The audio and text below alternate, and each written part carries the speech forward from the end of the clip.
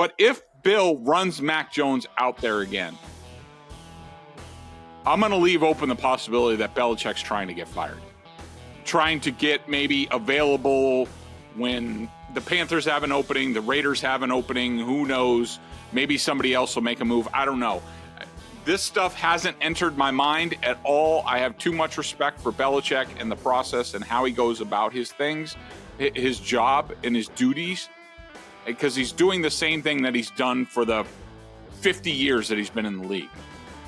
But if he runs Mac Jones out there in the state that he is, the level of belief that his teammates don't appear to have in him, like, I have to leave open the possibility that he is trying to put the Krafts in a position where they're just like, what is Bill doing? Like, if he's not going to make the right decisions, then we have to make the right decisions for the football team, for Mac Jones. I don't want to go there, but his decision making is making me. The Greg Bedard Patriots Podcast is brought to you by FanDuel, the exclusive wagering partner of the CLNS Media Network. He's Greg. I am Nick. Thanks for joining us as always. The Greg Bedard Patriots Podcast with Nick Cattles, brought to you by our friends at FanDuel. Episode brought to you by FanDuel, the exclusive wagering partner of the CLNS Media Network. Right now, new customers get $150 in bonus bets with any winning $5 moneyline bet. Greg, let's start with the headlines. And I absolutely loved the beginning of your email today when I looked at it, when I read, I really don't have much to say at this point. Yeah, Nick, this is sort of where I am from, watching the team and watching the offensive film. And quite frankly, I haven't even gotten through the defensive film. Not that, we know what the defensive film is going to be. It's going to be fine. They gave up the one touchdown. They gave up a couple big plays. J.C. Jackson gets burned. It's like every game. Patriots film at this point is Groundhog Day. But with the offense getting worse every time they go out. Nick, this is I'm trying to compare it to last year with Matt Patricia, and it's difficult because there are a lot of the same problems. But I will say that I think that this year's film is worse at this point. I think some of it is the offensive line, a lot of it is the receivers and tight ends outside of Hunter Henry. There are route issues on just about every play. There are blocking issues on just about every play. The quarterback is making terrible decisions. It's among the worst NFL film that I've ever seen. This is like Jets level with Zach Wilson type film where it's just they're trying to scrape plays together. They're trying to find anything that works, anything that gets the quarterback into a rhythm. It's not a real offense. They aren't building off anything. It's they're running the ball or quick games or very simple pass patterns, 2 guys out, 3 guys out, max protect, whatever. Just you could tell Bill O'Brien is trying anything and everything to get Mac Jones to play better, and he just can't do it. And at this point, not only is Mac Jones broken, the offense is completely broken. I don't know what to say about it. I don't know where even to point the fingers to where, like, everyone wants to make it easy, Nick. Everyone wants to say it's the quarterback's problem. It's the offensive coordinator's problem. I think it's a complete mess from top to bottom. And I know Billy O'Brien. I know he's a good coach. At the least, he's an average offensive coordinator. He got guys like Brian Hoyer and Brock Osweiler to play winning football, at least in a crappy division, and get to the playoffs and win playoff games. He had Deshaun Watson, had him playing at the height of his powers when, he was the quarterback of the Texans. You say what you want about it, but I still think that Deshaun Watson was a great player. And I know that Bill O'Brien knows how to do his job. I just think from top to bottom, personnel, assistant coaches, everything, it's broken. They're trying to find something that works and nothing's working.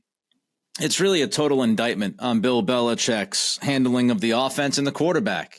And this was almost the inevitability when you put all the pieces together. And Greg, you and I talked about this before the season, that this year would really be the litmus test of Bill Belichick in what his philosophy and his vision of football is compared to 2023 and what the rest of the league is thinking. And what we have is a completely broken system, as you mentioned. Speaking of Belichick, his performance during the game, what did you make of that? I just think that everything he chose to do was wrong. Similar to this entire season, from his personnel choices before the season to, it's just like we can go through the list. He plays QB games all week.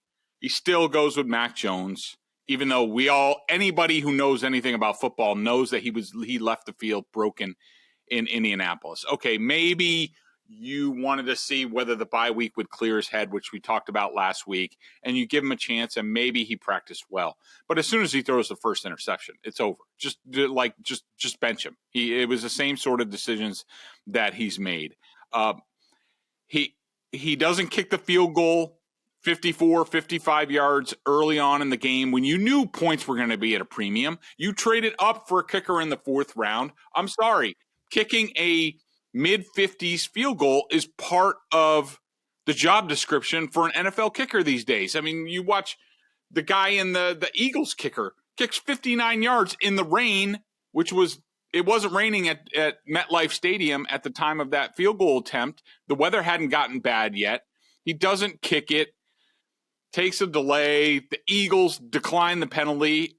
I thought the Patriots would then go for the field goal. He doesn't do it.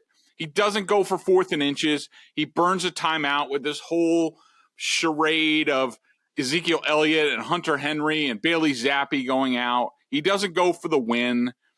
The kicker that you traded up for misses a chip shot field goal to put it into overtime, which saved us all another 10 minutes of horrible football. I mean, basically anything Bill decides to do this entire season, and you could go back to last year, none of it works. None of it. He would be better off taking the George Costanza approach of, if your initial instinct is wrong, just do the opposite. And he should have been Bizarro Belichick. He just should have been like, well, what would I normally do? No, I'm going to do the opposite. And they probably would have won going away in this game. But this is where they are, where the head coach can't even get anything right. And we hear from Bill O'Brien today with the media. Sounds like they're going to handle the quarterback situation the same they did last week, which is just it's absolute insanity. What are we doing? Well, I know a lot of us have asked that question on a number of different levels with Belichick, with the quarterback, with all of this. Just this, I called it yesterday on my podcast, the Nick Cattle Show, the traveling circus. It's going from town to town, put the tent up, rip it down, put the tent up, rip it down, go to another town. It's a circus. It's an absolute circus. It's bananas, and none of it makes any sense from a logical standpoint, from a football standpoint, from any standpoint. It makes no sense. I don't know how you don't pull Mac. First of all, I don't know how you start Mac on Sunday. Reports are that it was a fairly close competition during the week. I have no idea how you start Mac to begin with. I don't know how you don't pull him after that first pick, as you said, Greg. Second pick, you could argue, well, maybe Belichick wanted Zappe to start the second half clean, and maybe that was his thought process. But I just punched the microphone. But he benched Mac. He benched Mac at the end of the game in Germany. So if you feel comfortable enough to bench Mac at the end of the game in Germany against the Colts, you should feel comfortable enough benching Mac towards the end of the first half and allowing Zappe to go out there after that second pick. None of it makes sense. And as far as the kicker goes, I hate to do this, but we have to. Nick Folk this year, 22 of 23. Oh, Nick, he can't kick any field goals past 50 yards. Breaking news. Last year, between 50 yards and 59 yards, Nick Folk was 4 of 5. This year, guess what he is? 50 to 59 yards, he's 4 for 5. So is Nick Folk just completely incapable of making kicks beyond 50 yards, or was the head coach again being super conservative like we saw on Sunday? It's over and over and over again. And honestly, Greg, I know there are some people out there that are trying to justify, they're trying to reason why Belichick is doing this stuff. Some people believe he's tanking on purpose, which is, to me, comical. Can we just say what it is? This is a guy who has stood by his principles and his philosophies, and it seems like those have aged out. This team is not evolving. He has no idea what to do offensively with the staff, with the quarterback, with the pieces, with the offensive line. He's lost a ton of staff the last several years. They're just not good. Stop trying to justify this mess, everybody, for who's doing it. Stop trying to talk yourself into this idea that Belichick is tanking on purpose to get a top 3 pick. Just call it what it is. A spade is a spade. This team stinks, and Belichick has not been good. Fact, period. End of sentence. Nick, a couple things on this, and we might as well get into it a little bit now. You know, I don't believe in the tanking thing, but I will say this. If Belichick runs Mac Jones out there again, and I'm going to give him the benefit of the doubt, like I did last week in terms of Mac getting reps and him not making a decision, that he was leaving open the possibility that just a few days away was enough to clear Mac Jones's head and maybe get him a little bit reset, get him into a better mind space as far as playing better football going forward. But after all the evidence that there is, that there's the Mac Jones that we saw leave the field in Germany getting worse by the throw, and then the Mac Jones that we saw at MetLife Stadium on Sunday, it's the same player, okay? I think we can all agree on that right now. If Bill Belichick continues to run him out, and like you said, O'Brien thinks that they're going to handle the quarterback's position the same way that they did last week, and I believe that they mostly split the reps. I know there are reports saying like the players knew all week and stuff like that. I mean, I asked Hunter Henry point blank on the podium, like, when did you find out who was starting on Sunday? And he said this morning. And so I'm going to take him at his word. I mean, I asked him point blank at the podium. I don't think he would lie about that. He would probably just avoid the question. But if Bill runs Mac Jones out there again, I'm going to leave open the possibility that Belichick's trying to get fired, trying to get maybe available when the Panthers have an opening, the Raiders have an opening, who knows, maybe somebody else will make a move. I don't know. This stuff hasn't entered my mind at all. I have too much respect for Belichick and the process and how he goes about his things, his job and his duties, because he's doing the same thing that he's done for the 50 years that he's been in the league. But if he runs Mac Jones out there in the state that he is, the level of belief that his teammates don't appear to have in him, like, I have to leave open the possibility that he is trying to put the Krafts in a position where they're just like, what is Bill doing? Like, if he's not going to make the right decisions, then we have to make the right decisions for the football team, for Mac Jones. I don't want to go there, but his decision making is making me. Two things on that. Number one, that would be chicken bleep. If after everything that Belichick has said and everything he has done and everything that he has expected from his players, that would be the most chicken shit approach by Bill Belichick that you could ever imagine. That he's quietly quitting on this football team and he's quietly quitting on this organization. That'd be brutal. Number two, that's just awful for Mac Jones. And I'm not defending Mac Jones. He should not have started against the Giants. He should be benched. He's broken. Yada, yada. We've talked about it a billion times. Don't at me. Follow me, though, at Nick C Radio. It would just be completely unfair to the young man because you see that he's broken. He should not be out there. And if you're throwing out Mac Jones as the sacrificial lamb to get yourself fired, you suck. Like, I'm sorry that you suck at what you're doing. I'm not telling you as a person you're terrible. I'm just saying that the job that you're doing, if that's the road that we go down, if you're throwing Mac Jones to the Lions so you can lose games and so you could look better or you could get fired, that's a joke. Because you're further ruining that young man's career and giving him less of a chance at continuing his career off of selfish needs and desires. And that would be ridiculous. The quarterback communication thing, Greg, I would say, because you mentioned you asked Hunter Henry. This was my best guess on my podcast yesterday. And again, Greg and I think all of us are at this point now. We are trying to make sense out of a senseless abomination. We're throwing darts, folks. because there's no clear logic behind much of this, of what's happening in Foxborough. We're at the point we're throwing darts.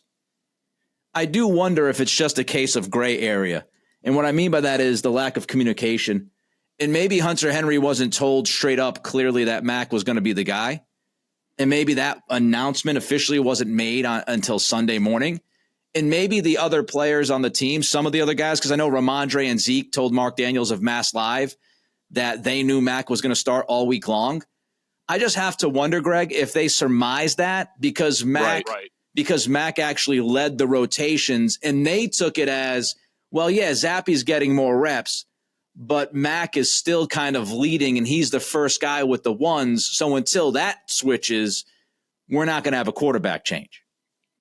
Yeah, I agree with you on that. I think we're in the gray areas. But I'll also say this.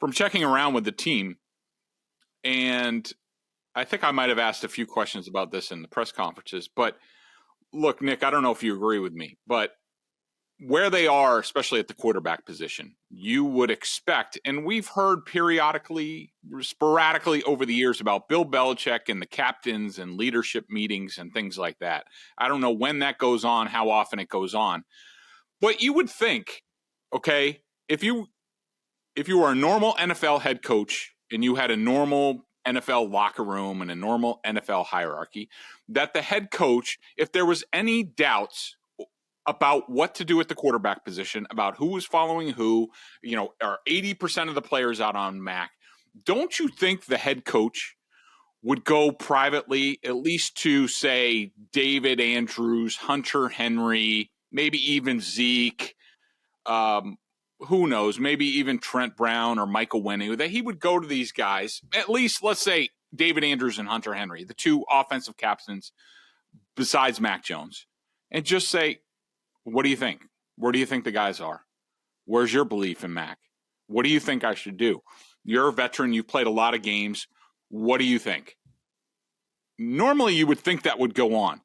That is not going on with this team. And I find that absolutely ridiculous that Bill Belichick is just descending more and more to his foxhole of one. It's my decisions. I mean, we heard Bill O'Brien today talk about, I think Karen Garrigan asked him about, like, as offensive coordinator, do you have the power to basically be like, Bill, we're sitting Mac this week? And he basically said no, that it's the hierarchy is Robert Kraft, Bill Belichick, and then the assistants are basically piss ants.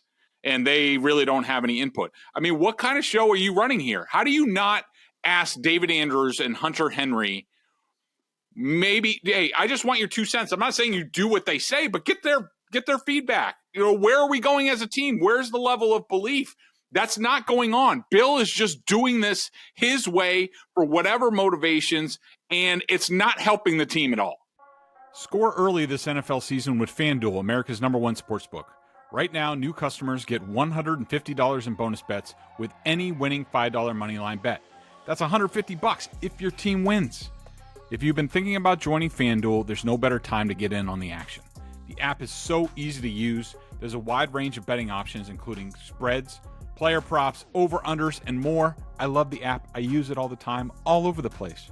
So visit FanDuel.com/Boston and kick off the NFL season. FanDuel, official partner of the NFL.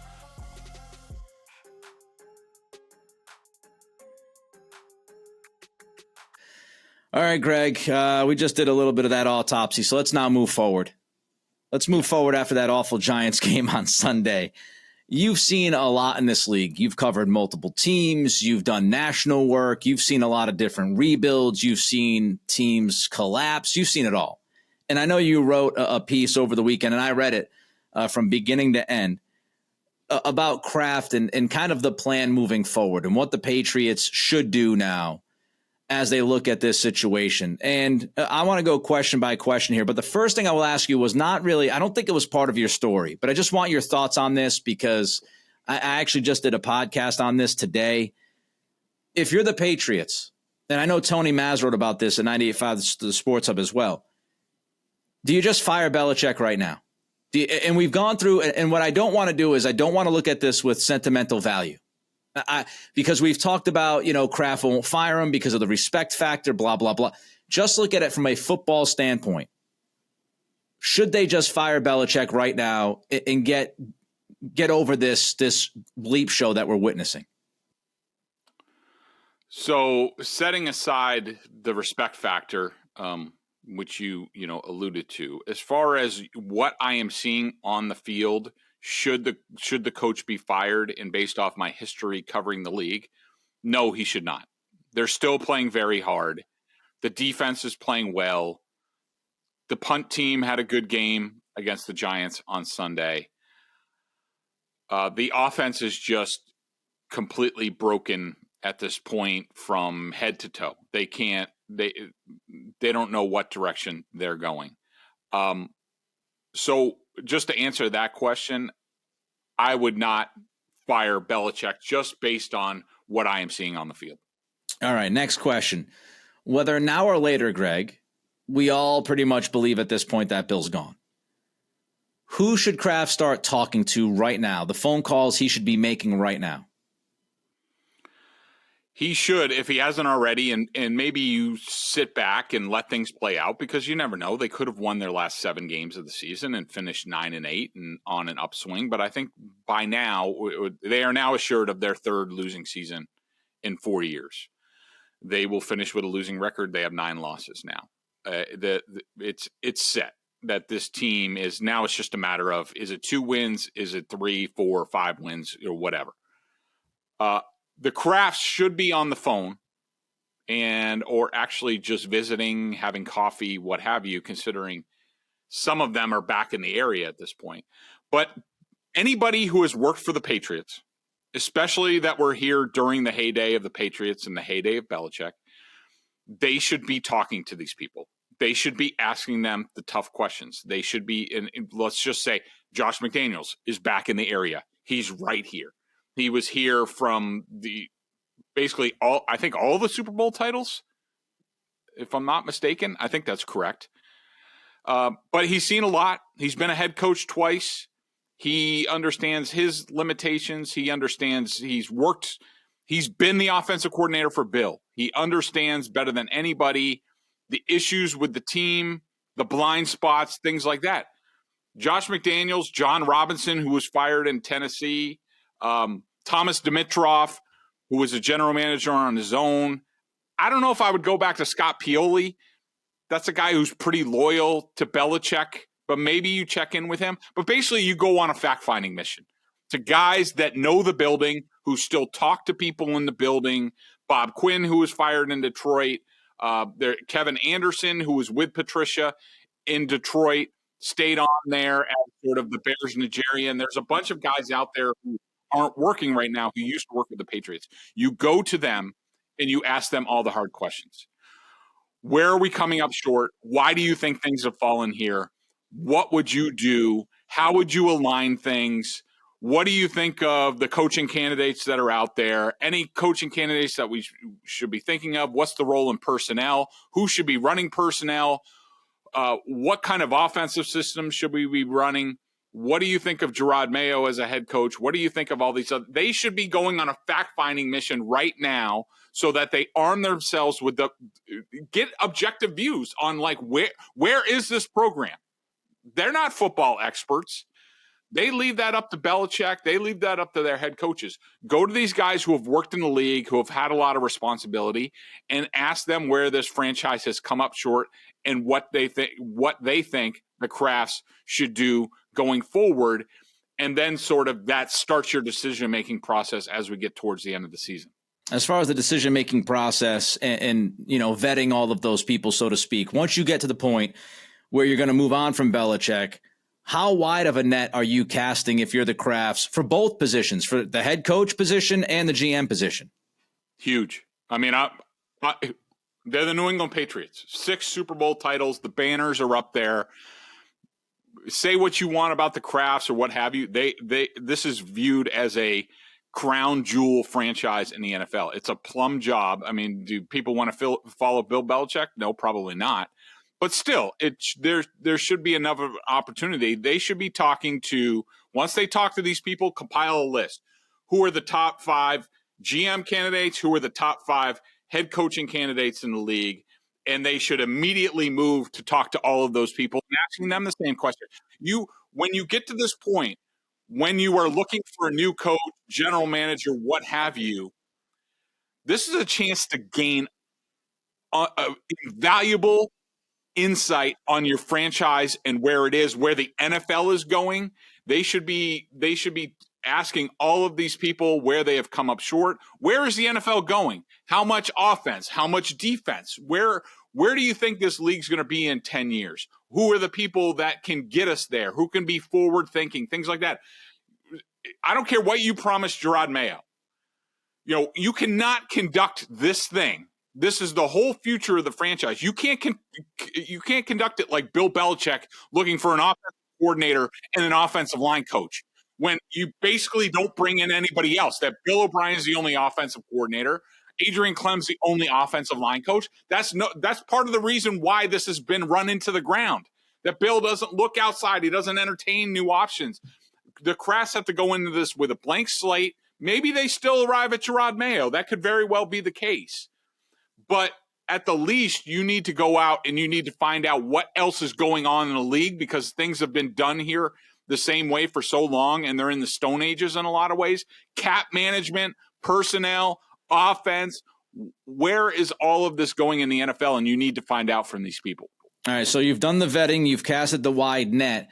How critical is it for the Patriots to align the two positions? Once you make a decision on one of them, how critical is it to make sure these guys, or guy and woman in front office, that they're aligned and they have the same vision and they're walking into this thing as a happy union, so to speak?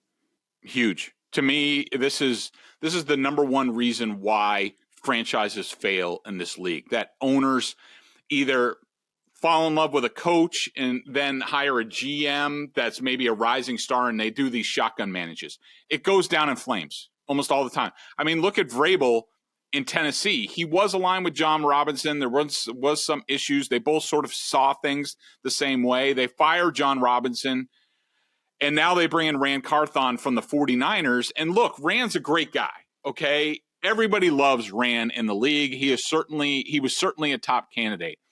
But he and Vrabel have no background. They haven't worked together. They didn't come up the same way. They don't see things the same way. And that can lead to issues. Look at anything with the Jets. John Idzik, when he was there, with who the hell knows who the head coaches were back then with the Jets. All of these terrible matchups, marriages between head coaches and GMs, they fail because these people don't have a background. I thought the Patriots got it right with Belichick, is that you need to pick one of two ways if you're going forward as a franchise. You either need the strong head coach, and he vets the GM, the personnel guys, the guys that are going to do that he picks a guy that he finds that he's aligned with. You link them up together, okay? Or you pick the strong GM, like, say, Howie Roseman in Philadelphia, where he's in charge of picking the players. He hires the head coach along with the owner, Jeffrey Lurie. It's one of two ways. Like, it's got to be the strong GM or the strong head coach. And so far, they've been a strong head coach. Is that the right thing to do? I don't know. But you need to go out and you need to talk to, say, Adam Peters, who is second in command in personnel with the 49ers, who used to be here, who is a rising star, who's ready to run his own department, and see what he has to say. If you interview all these guys, head coaches and GMs, whoever you think is the best person, whether that's a GM or a head coach, you say, that's the guy that we want to run our organization. You hire them, and then you empower them to hire the head coach. All right, let's say that the GM's hired, the head coach is hired, and that head coach is Jerod Mayo. How much concern should there be about Mayo's assumed limited Rolodex, since he's really only been in New England through his NFL career? It's huge. It's something that I've heard talking to NFL people around the Patriots, around the league, about, I've been talking to people about what's next, because that's everything with the Patriots right now. Is it Mayo? Is it somebody else? I need to do more research on sort of the positive aspects of Mayo, some of his prior interviews and things like that. I have more work to do there. But one thing I have heard from a lot of people, and these are mostly people that are connected to the Patriots in some way, either now or in the past. If it's him, and they almost universally think it's going to be Jerod Mayo, they're all like, well, what's his coaching staff going to look like? I mean, he was only a player with the Patriots. He's only been a coach with the Patriots. Is he going to keep everybody? Is he going to keep everything in place? And we're just swapping out Bill Belichick for Jerod Mayo? I don't know how many people would sign up for that. I mean, a lot of people are concerned, and the Krafts need to go to Mayo and be like, okay, if you're the guy, what's your vision for this team? What are we going to run with offense? I assume it's going to be Billy O'Brien, but I don't know. Maybe he has other options or other visions as far as I want to run a Kyle Shanahan scheme. Okay, fine. You hire one of those guys. What happens if that guy gets a head coaching job? Now what are you going to do? Like, what's your plan for everything? But a lot of people are fearful that Jerod Mayo doesn't know anybody in the league. And that's rough. So they are expecting, his agent is Sean Kiernan.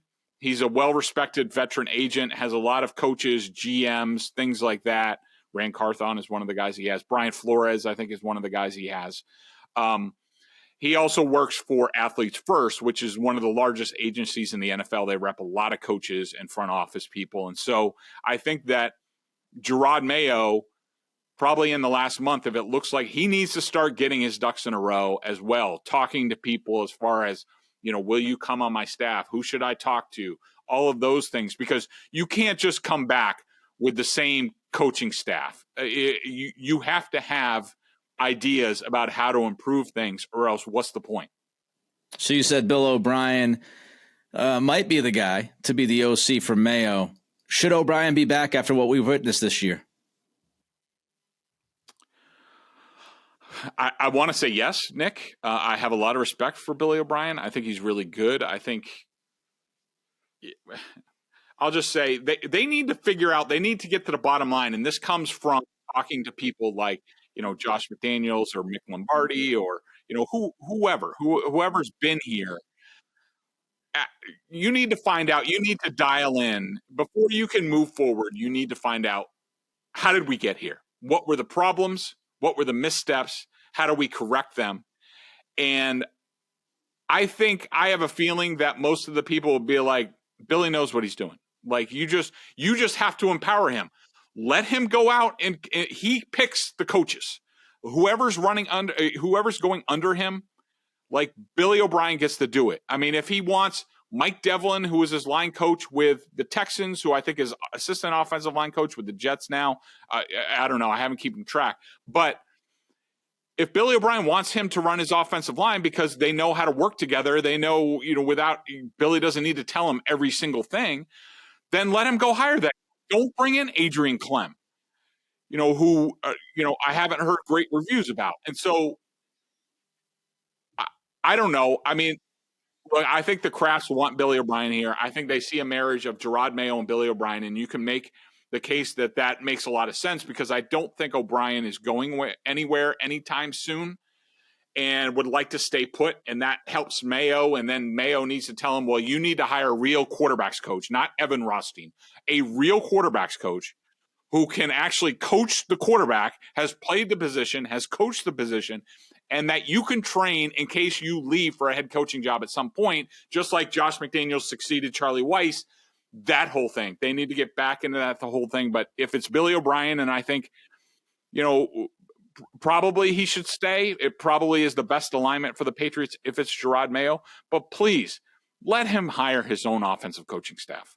Evan Rothstein catching strays from Bedard today. All right, so if it's not Mayo, but the Patriots like the idea of a former Patriot, they like the idea of a defensive mind being the guy. You wrote about Mike Vrabel over the last few days. Very interesting stuff from you on Vrabel.